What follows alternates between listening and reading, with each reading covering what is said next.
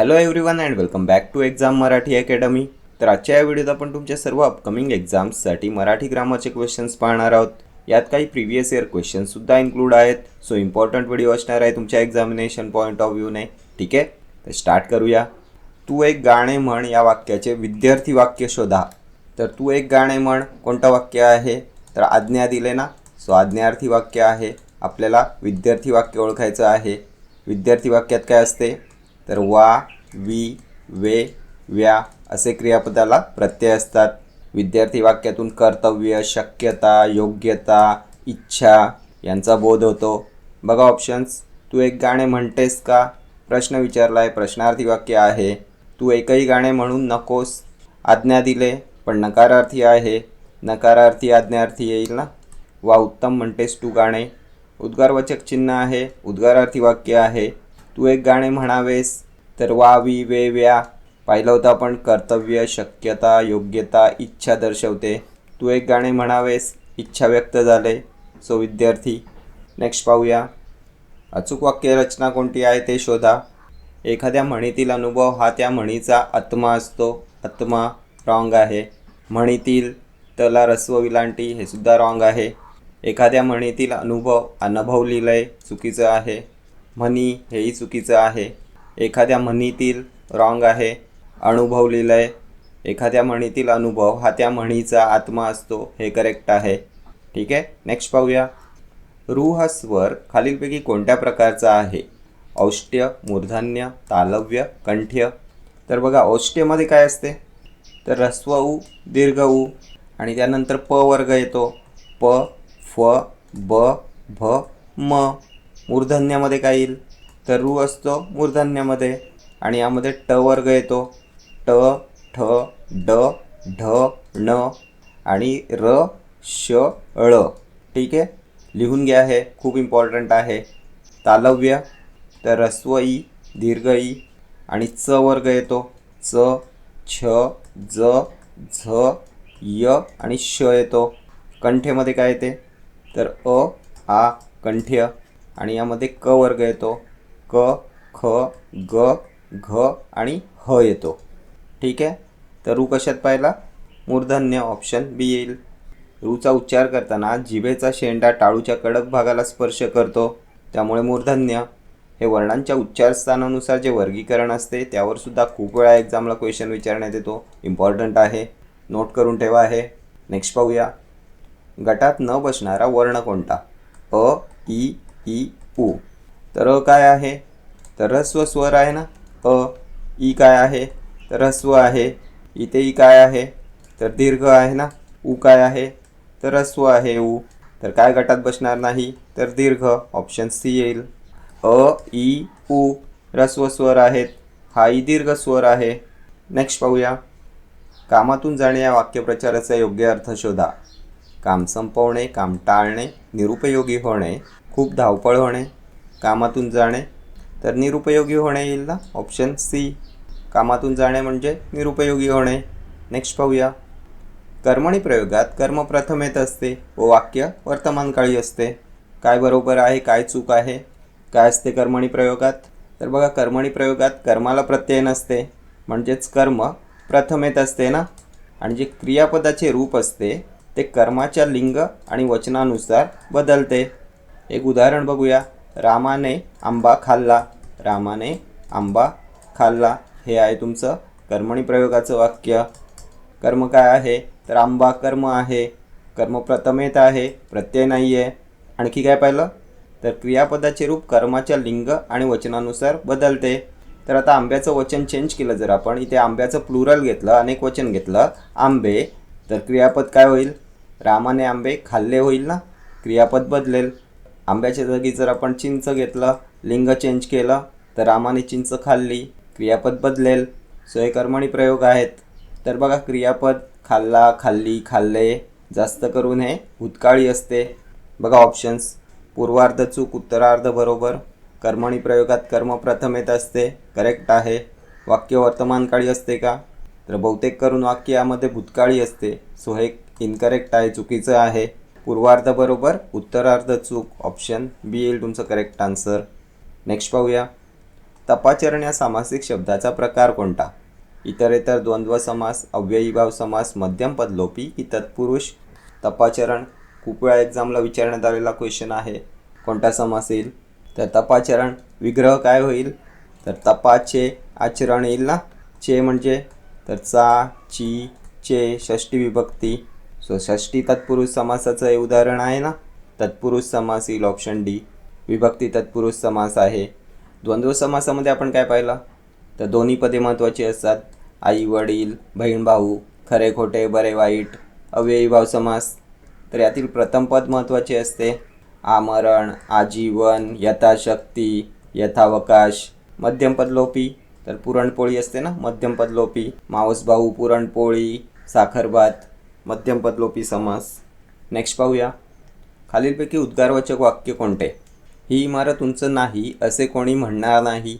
ही इमारत खूप उंच आहे. ही इमारत उंच आहे का? केवढी उंच ही इमारत? तर उद्गारवाचक वाक्य, उद्गारवाचक चिन्ह आहे ना इथे, ऑप्शन डी येईल. केवढी उंच इमारत ही एक्सक्लेमेटरी सेंटेन्स असते ना, उद्गारवाचक वाक्य. यामध्ये उद्गार चिन्ह असते. यामध्ये मनातील भावना व्यक्त केलेली असते. आश्चर्य, भीती, हर्ष, आनंद. ठीक आहे. ही इमारत उंच आहे का? प्रश्नार्थी वाक्य आहे. ही इमारत खूप उंच आहे. विधान केले ना, विधानार्थी वाक्य आहे. ही इमारत उंच नाही असे कोणी म्हणणार नाही. नकारार्थी विधानार्थी आहे. ठीक आहे. नेक्स्ट पाहूया. खालील वाक्याचा प्रयोग ओळखा. श्रावणीला थंडी वाजते. तर वाक्यात कर्ता काय आहे, त्यानंतर कर्म काय आहे आणि क्रियापद काय आहे? तर क्रियापद वाजते. कर्ता काय येईल? तर क्रिया करणारा कोण आहे किंवा काय आहे? वाजणारी काय आहे? तर थंडी आहे ना वाजणारी. सो कर्ता थंडी आहे. कर्म काय आहे वाक्यामध्ये? तर कोणावर क्रिया घडले? तर क्रिया सोचणारं कोणीच नाही आहे.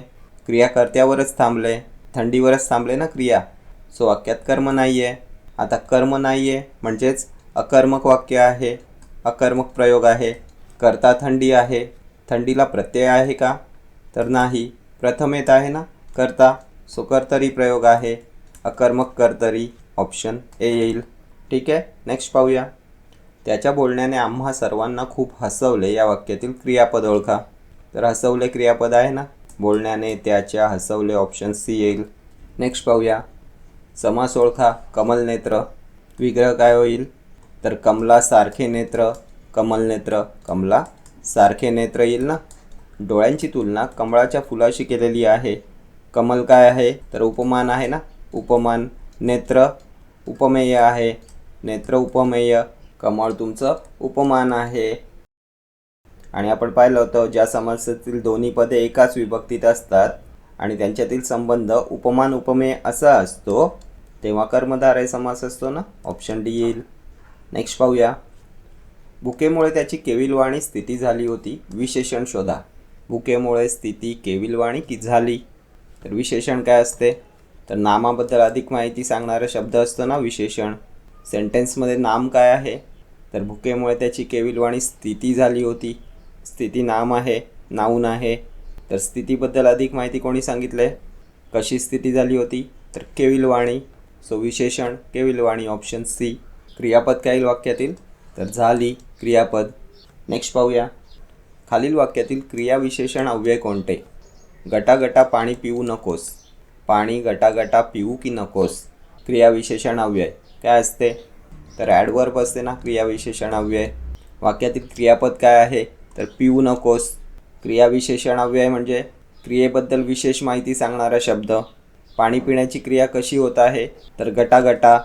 सो क्रियाबद्दल विशेष माहिती सांगितले गटागटा या शब्दाने. ऑप्शन बी येईल. पिण्याच्या क्रियेची पद्धत सांगतो ना गटागटा हा शब्द. सो क्रियाविशेषण अव्यय आहे. पाणी काय आहे? तर नाम आहे, कर्म आहे ना. नेक्स्ट पाहूया. उच्चाराच्या दृष्टीने प, फ हे वर्ण कोणत्या प्रकारात मोडतात? औष्ट्य, कंठ्य, तालव्य, मूर्धन्य. तर बघा प्रिव्हियस क्वेश्चनमध्ये आपण पाहिलं होतं. मूर्धन्य काय पाहिलं होतं? तर यांचा उच्चार करताना जिभेचा शेंडा टाळूच्या वरच्या कडक भागाला स्पर्श करतो. ट, ठ, ड, ढ पाहिलं होतं ना. रूचा क्वेश्चन आपण पाहिला होता. हा क्वेश्चन खूप वेळा एक्झामला रिपीट झाला आहे, इम्पॉर्टंट आहे. तालव्यामध्ये काय येते? तर ज्यांचा उच्चार करताना जिभेचा स्पर्श टाळूला होतो.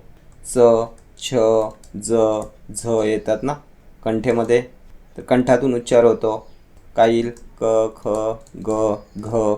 औष्ठ्यामध्ये काय येते? तर यामध्ये तुमचा प वर्ग येतो. प, फ, ब, भ, म ही व्यंजने येतात. स्वर कोणते येतात? तर ह्रस्व उ, दीर्घ उ. इम्पॉर्टंट आहे, नोट करून ठेवा आहे. प, फ कशात येईल? औष्ठ्य, ऑप्शन ए. नेक्स्ट पाहूया. कुणाचाही आधार नसलेला या शब्दसमूहाबद्दल योग्य शब्द. निराधार, आधार, साधार, निर्वासित. तर निराधार येईल ना, ऑप्शन ए. साधार म्हणजे तर आधारासहित असतो ना साधार. निर्वासित काय असते? तर रेफ्युजी असते ना, रेफ्युजी, निर्वासित, ज्याला आपल्या घराबाहेर काढले, देशाबाहेर हाकलून दिले असा. नेक्स्ट पाहूया. जितेंद्रिय या शब्दाचा समास. द्विगु, द्वंद्व, तत्पुरुष, बहुव्रीही. मोस्ट फ्रिक्वेंटली आज क्वेश्चन आहे, खूप वेळा एक्झामला रिपीट झाला आहे. जितेंद्रिय शब्दाचा समास. विग्रह काय होतो? तर जिंकली आहेत इंद्रिये ज्याने असा तो जितेंद्रिय. काय पाहिलं होतं? जेव्हा सामासिक शब्दातील दोन्ही पदे महत्त्वाची नसून तिसऱ्याच पदाचा बोध होत असतो तेव्हा बहुव्रीही समास असतो ना, ऑप्शन डी येईल. द्विगु समास. तर पहिले पद संख्यावाचक असते ना, नवरात्र, दशानन. द्वंद्व समासात दोन्ही पदे महत्त्वाची असतात, पापपुण्य. तत्पुरुष तर महादेव, महाराष्ट्र. नेक्स्ट पाहूया. तेल गेले, तूप गेले, हाती आले धुपाटणे. म्हणीचा अर्थ काय? मूर्खपणा करून नुकसान करून घेणे, काही न खाता उपाशी राहणे, लोभीपणाने वागणे, नेहमी विनम्रपणे वागणे. तेल गेले, तूप गेले, हाती आले धुपाटणे. मूर्खपणा करून नुकसान करून घेणे असतो ना अर्थ, ऑप्शन ए येईल. नेक्स्ट पाहूया. प्रयोग ओळखायचे. त्यांनी आता शांत मरावे. तर काय आहे कर्ता, काय आहे कर्म आणि काय आहे क्रियापद? तर कर्ता त्यांनी, कर्त्याला नी हा प्रत्यय आहे ना, आणि आपण पाहिलं होतं कर्तरी प्रयोगामध्ये कर्त्याला प्रत्यय नसतो, कर्ता प्रथम येत असतो. कर्तरी प्रयोग नाही आहे. कर्म सांगा. तर वाक्यात कर्मच नाही आहे. त्यांनी आता शांत मरावे. मरणे ही क्रिया कर्त्यावरच घडले. कर्म नसल्यामुळे अकर्मक आहे. अकर्मक कर्तरी तर कर्तरी नाही. सकर्मक कर्तरी कर्तरी नाही. आता सकर्मक भावे की अकर्मक भावे? तर वाक्यात कर्म नसल्यामुळे सकर्मक येणार नाही. अकर्मक भावे प्रयोग आहे ना, ऑप्शन डी येईल. नेक्स्ट पाहूया. अघळ या शब्दाच्या जोडीने येणारा शब्द कोणता? वाकळ, उकळ, पघळ, पाल्हाळ. तर अघळ, पघळ, ऑप्शन सी येईल. जोड शब्द आहे ना, अघळ, पघळ. नेक्स्ट पाहूया. वेणीफणी या सामासिक शब्दात कोणता समास आहे? तर वेणीफणीचा अर्थ काय असतो? तर वेणीफणी आणि त्यासारख्या इतर गोष्टी. कशात पाहिले होते आपण असे शब्द? तर समाहार द्वंद्व समासात ना, ऑप्शन सी येईल. या समासात पदांच्या अर्थाशिवाय त्याच जातीच्या इतर पदार्थांचाही समावेश असतो, समाहार केलेला असतो. समाहार द्वंद्व. वेणीफणी, मीठ भाकरी, केर कचरा, चहा पाणी, पालापाचोळा. ठीक आहे. नेक्स्ट पाहूया. उच्चारानुसार मूर्धन्य नसलेला वर्ण कोणता? तर काय पाहिलं मूर्धन्यमध्ये आपण? तर रू स्वर पाहिला. व्यंजने कोणती पाहिली? तर ट वर्ग पाहिला ना, ट, ठ, ड, ढ, ण. आणखी काय पाहिलं? तर र, श, ळ. बघा ऑप्शन्स. तर द कोणत्या वर्गात पाहिला आपण? तर त वर्गात येतो ना, द, त, थ, द, ध, न. दंत्यवर्ण आहे ते. यांचा उच्चार करताना जिभेचा शेंडा वरच्या दातांना स्पर्श करतो ना, दंत्यवर्ण.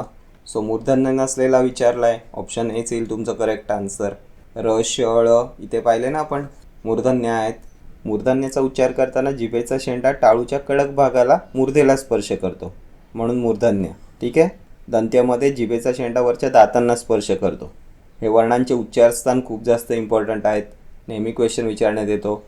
नेक्स्ट पाहूया. योग्य समूहदर्शक वाक्य निवडा. गुरांची झुंड, गुरांचा कळप, गुरांचा संघ, गुरांचा तांडा. ऑप्शन बी येईल ना, योग्य समूहदर्शक. गुरांचा कळप असतो. समूहदर्शक शब्दसुद्धा खूप जास्त इम्पॉर्टंट आहेत, प्रत्येक एक्झामला क्वेश्चन विचारण्यात येतो. झुंड कोणासाठी वापरण्यात येते? तर लांडग्यांची झुंड असते ना, माणसांच्या गर्दीसाठी सुद्धा झुंड बऱ्याच वेळा वापरण्यात येते. संघ तर खेळाडूंचा संघ असतो. तांडा तर उंटांचा तांडा असतो. नेक्स्ट पाहूया. खालील वर्णांपैकी मृदू वर्ण कोणता? थ, ब, त की फ? तर बघा कठोर वर्ण, मृदू वर्ण इम्पॉर्टंट आहेत. थ काय आहे? तर हा तुमचा कठोर वर्ण आहे. ब तर मृदू आहे ब. त कठोर.